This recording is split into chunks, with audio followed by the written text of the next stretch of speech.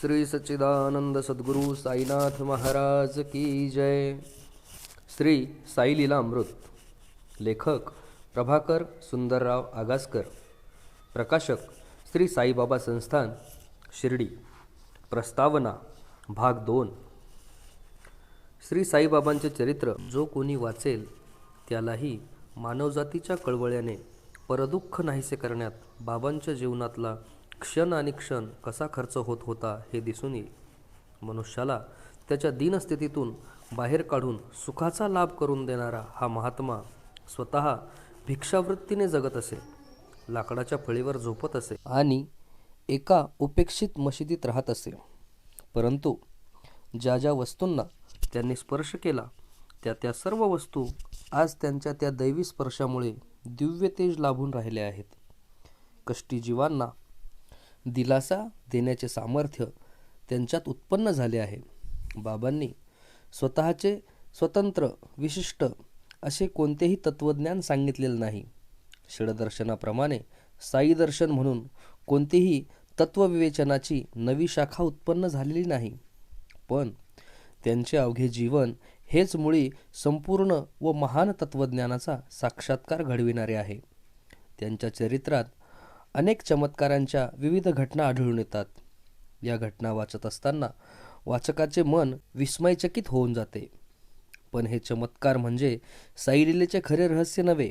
या चमत्कारांच्या बुडाशी आढळून येणारी बाबांची दीनवत्सलता, अनासक्ती, धगधगती वैराग्यवृत्ती, चित्ताची समानता आणि आत्मतृप्ती या गोष्टीतच त्यांचे विभूतिमत्व साठलेले आहे। प्रस्तुत पुस्तकाच्या 21 प्रकरणात श्री साईबाबांच्या जीवनातील अनेक उद्बोधक कथा अत्यंत जिव्हाळ्याने आणि सुलभ भाषेने वर्णन करून सांगितलेल्या आहेत।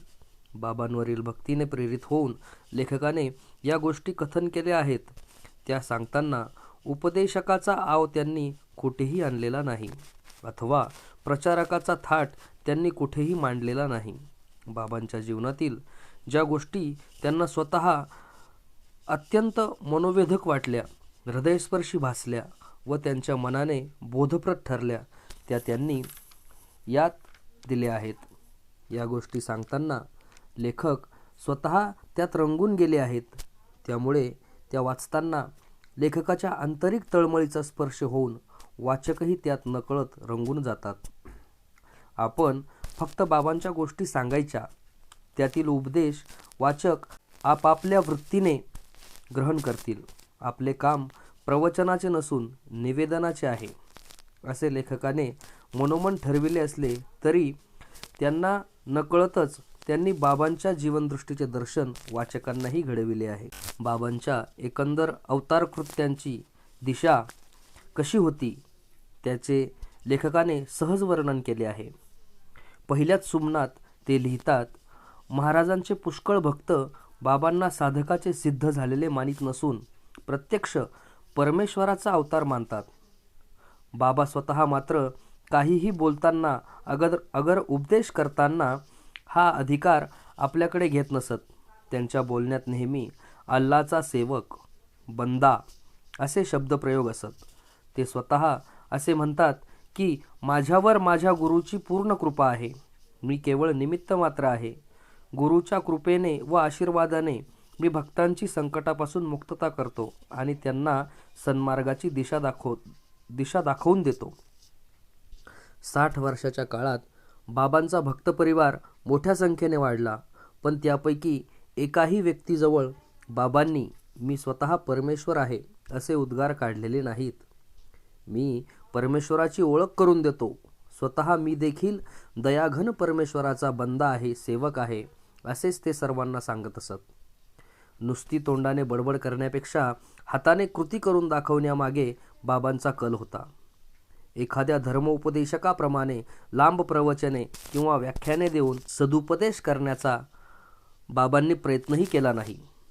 सहज ते एखादी लीला करून दाखवीत आणि त्या लीलेचा गहनगूढ अर्थ समजण्यासाठी इतरांना मात्र आपल्या बुद्धीला चालना द्यावी लागे। या साई लीला अमृतातील कथा वाचून वाचकाचे मन काही काळ तरी संसार ताप विसरेल आणि अंतःकरणाला चिरसमाधान मिळवून देणाऱ्या ईश्वर भक्तीच्या मार्गाकडे ते ओढ घेऊ लागेल, याबद्दल संशय नाही. नित्य सुख हवे असल्यास आत्मा वा अरे द्रष्टव्य, स्त्रीतव्य, मंतव्य, निदिध्यासितव्य असे महर्षी याज्ञवल्क्य यांनी सांगितले आहे.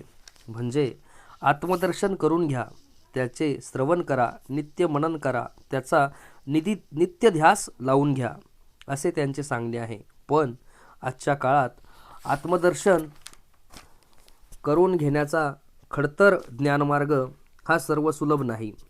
पण अनेक साधू संतांनी व अवतारी पुरुषांनी सोपा भक्तिमार्ग मात्र उजळ करून ठेवला आहे. त्या मार्गाचा अवलंब करण्यासाठी एका शब्दाचा बदल करणे गरजेचे आहे.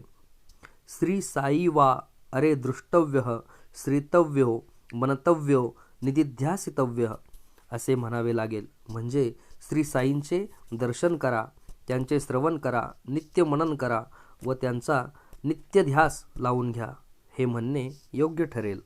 ओम साईराम.